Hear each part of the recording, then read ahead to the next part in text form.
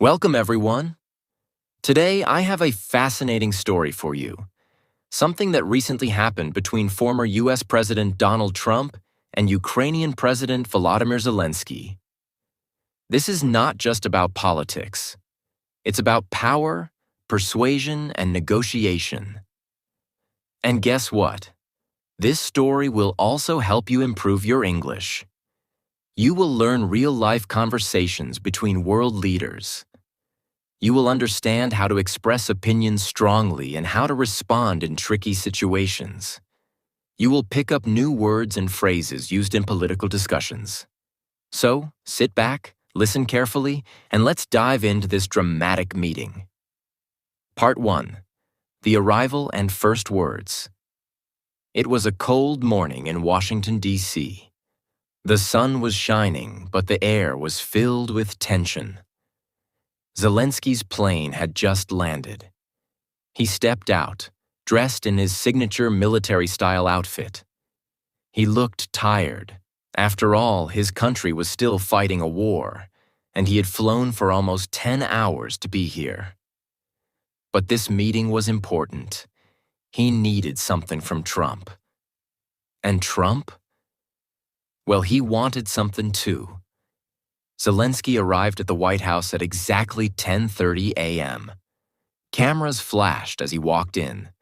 Journalists whispered, trying to guess what would happen inside. Inside the Oval Office, Donald Trump was already waiting. He sat in his chair, leaning back with his signature confidence. A small smirk on his face. When Zelensky entered, Trump stood up, walked toward him, and shook his hand firmly. Trump, smiling. "Mr. President, welcome back. Long flight, huh?" Zelensky, nodding. "Yes, long flight, but I am here because this is important." They both sat down. The cameras were rolling. The world was watching. Trump leaned forward, resting his elbows on the desk. He was in control. Or at least, he thought he was. Trump. "So, tell me, Volodymyr, how are things going in Ukraine?" Zelensky. "Well, as you know, we are still at war.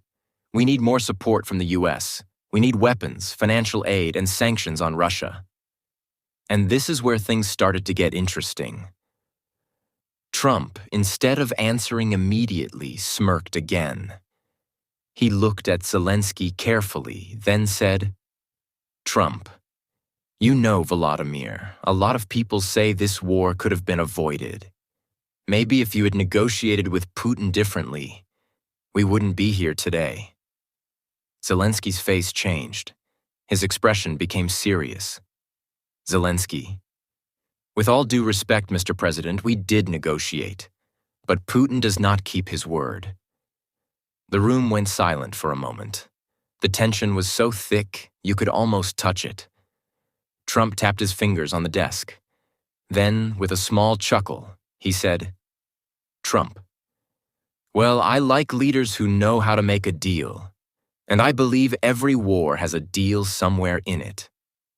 Zelensky leaned forward now. He wasn't here to play games. Zelensky. "And I believe every war has a victim. My people are dying. This is not just politics for me." Trump looked at him. For the first time, he didn't smile. Part 2. The tension escalates. As the meeting continued, the atmosphere grew increasingly tense. President Trump and Vice President J.D. Vance began to express their frustrations more openly. Vance, Vice President of the United States. "Mr. President, with all due respect, it's disrespectful for you to come to the Oval Office and try to litigate this in front of the American media. You should be thanking the President for trying to bring an end to this conflict." Zelensky. "First of all, during the war, everybody has problems, even you. But you have a nice ocean and don't feel it now, but you will feel it in the future. God bless, you will not have war." Trump. "You don't know that. Don't tell us what we're going to feel." The conversation then took a personal turn, focusing on President Zelensky's attire. Known for his military-style clothing since the Russian invasion, Zelensky's choice not to wear a traditional suit became a point of contention. Brian Glenn, a commentator allied with Trump. Mr. President, don't you think it's disrespectful to meet the President of the United States without wearing a suit? Zelensky, I will wear a suit when the war is over. My attire reflects the ongoing struggle of my people. Despite Zelensky's explanation, the criticism continued, highlighting cultural differences and the weight of expectations during such high-profile meetings. Trump, you don't have the cards right now. With us, you start having cards. Zelensky, I'm not playing cards. I'm very serious. I'm the president in a war. The exchange became increasingly heated, with both sides standing firm in their positions. Trump, you're gambling with millions of lives. You're gambling with World War III. And what you're doing is very disrespectful to this country. That's backed you far more than a lot of people said they should have. Vance, have you ever offered thanks? You're wrong. The meeting, intended to strengthen alliances and discuss critical support and misunderstandings. The personal criticisms and escalating tensions underscored the complexities of international diplomacy during times of conflict. Part 3. The Final Showdown. The room was filled with tension. Zelensky was frustrated.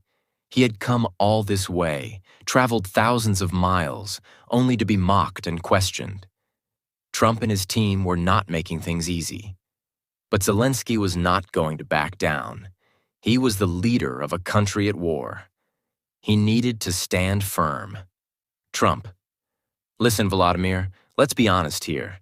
The U.S. has given you a lot of support, more than any other country, billions of dollars. And yet you come here asking for more. Where does it end?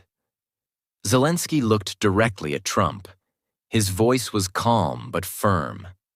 Zelensky, Mr. President, this is not about money. This is about survival. My people are dying every day. Russia is attacking us. If we stop fighting, we lose our country. Trump smirked. He tapped his fingers on the table. Trump, and if you keep fighting, what happens? More war? More destruction? Look, I don't like endless wars. I want peace. Zelensky's face changed. Zelensky, then help us. Give us the support we need to win. Trump shook his head. Trump, win? You think you can win against Putin? And here it was, the real issue. For a moment, the room went silent. Everyone knew that Trump had a complicated relationship with Russian President Vladimir Putin.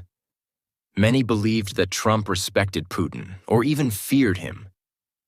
Trump, Putin is a smart guy. He knows what he's doing. Maybe instead of fighting him, you should talk to him. Zelensky couldn't believe what he was hearing. Zelensky, talk to him? We tried. He doesn't listen. He wants to destroy Ukraine. Trump leaned forward, lowering his voice.